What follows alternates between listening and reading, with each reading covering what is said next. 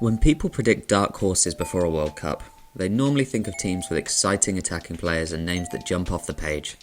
But just as often, the surprise teams end up being solid, well organised and hard to beat. Think Morocco in 2022, Costa Rica in 2014, or Paraguay in 2010.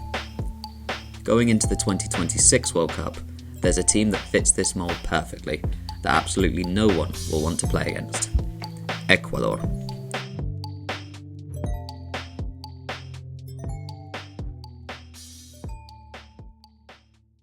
Ecuador have a modest World Cup history. 2026 will be only their fifth tournament, and they've reached the knockout stage just once, in 2006. But Ecuadorian club football has been on the rise, and they now have several players playing at major European clubs, such as Moises Caicedo at Chelsea, William Pacho at PSG, Pietro Hincapié at Arsenal, or Pervis Estupiñán at Milan. Despite starting World Cup qualification with a 3-point deduction, they finished second to Argentina, in an admittedly tight table. How they finished second, however, explains why they could be a surprise package at this World Cup.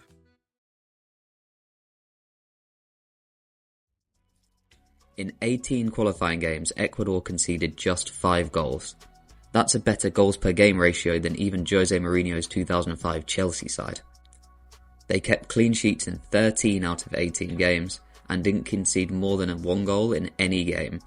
They ended qualification with 5 straight clean sheets, including shutouts against Brazil and Argentina.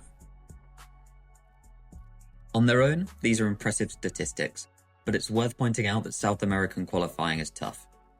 All the teams are competitive. There are no San Marinos here. Teams take advantage in any way they can. Bolivia will make you play games at 4,000 meters altitude. Colombia will make you play games in sweltering Barranquilla in the middle of the day. And Peruvian shamans will curse your best players before the game. Long flights, intimidating atmospheres. It's unique in world football. So Ecuador proved their solidity and consistency in the most competitive qualifying region, and are capable of turning a game against any opposition into a slog. And sometimes they need to, because going forwards, they don't have as much to offer. They scored 14 goals in qualifying. Only the bottom 2, Peru and Chile, scored less. They scored more than 1 goal in only 4 games, and in their away ties against the bottom 3 teams, drew every game 0-0. Ecuador's games tend to be tight-margined and decided in 1 or 2 big moments. They can compete against anyone in the world, but on the flip side, they can struggle to put away teams they would expect to beat. Their lineup is very back-heavy. The big-name players I mentioned earlier, Caicedo, Pacho, Hincapié, are all defensive players first and foremost. They can play with a back 3 or back 4 thanks to some versatile defenders, built upon 3 solid and talented young defenders in Pacho, Hincapié and Joel Ordóñez. In front of them, they have one of the best defensive midfielders in the world, Moises Caicedo, and this extremely solid base allows Estupiñán to get forward on the left, where he adds a bit more dynamism to the team. Likely wingers are Gonzalo Plata of Flamengo, John Yeboah of Venezia, or Nilson Angulo of Sunderland, whilst they'll also try to find space for wonder kid Kendrick Páez. Páez came through at Independiente del Valle as the big hope of Ecuadorian football, bursting onto the scene and becoming the youngest debutant and goalscorer in the history of the Ecuadorian Serie A, scoring his first Copa Libertadores goal and making his national team debut all at 16 years old. A creative player with a wand of a left foot, he has struggled to kick on since moving to Chelsea in 2025, where he has spent time on loan at Strasbourg and River Plate, and is starting to develop a reputation for partying as much as football. He's still only 19 though. He undoubtedly has talent and is capable of producing a moment of magic that may turn a tight game in Ecuador's favour. Leading the line for Ecuador once again will be the veteran ex-West Ham and Fenerbahce forward Enner Valencia. Now 36 and playing for Pachuca in Mexico, Valencia is the all-time leading scorer for El Tri with 49 goals in 105 games. He scored 3 goals at the last World Cup and got 6 in qualifying, including a golazo in the 1-0 away win in Colombia, but failed to make a mark at the last Copa America after seeing red for trying to decapitate an opponent early in the first game.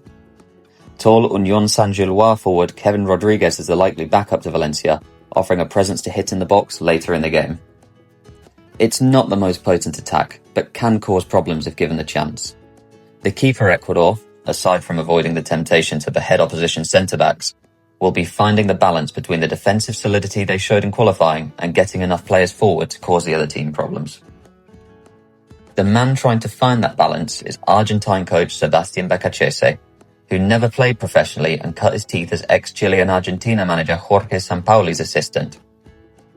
With Sampaoli, he qualified for the knockout rounds with an impressive high-pressing Chile side at the 2014 World Cup, before winning the 2015 Copa America.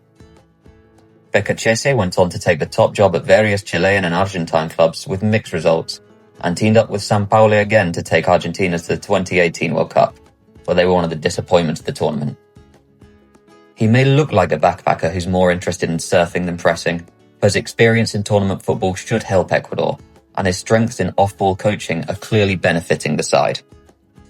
Ecuador's recent results have been mixed, and continue to paint them as a team that's hard to beat but struggles to finish games off.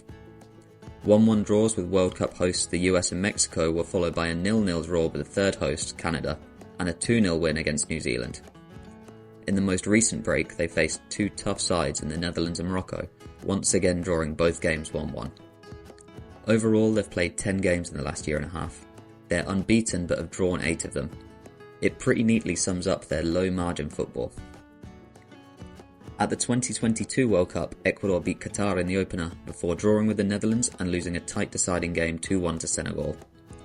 Relaxed marking from a Senegal corner cost them dearly, and they were unlucky not to progress, equalling their best ever World Cup run. This year's side boasts more experience and talent than the last edition, and will be hoping to at least make it out of the group stage. El Tri have a tough group in 2026, playing the Ivory Coast, Curaçao and then Germany. If they can beat Curaçao, they're in with a great chance, but as we've seen, Ecuador sometimes struggle in the games are expected to win. They'll be confident of keeping things tight against the Ivory Coast and Germany, and in a bloated 48-team tournament where 3 points and an average goal difference could well be enough to qualify, they have a good chance of making the second round. Once they get into the knockouts, no one will want to play Ecuador. They'll be happy to keep games tight and are capable of taking any team in the world all the way.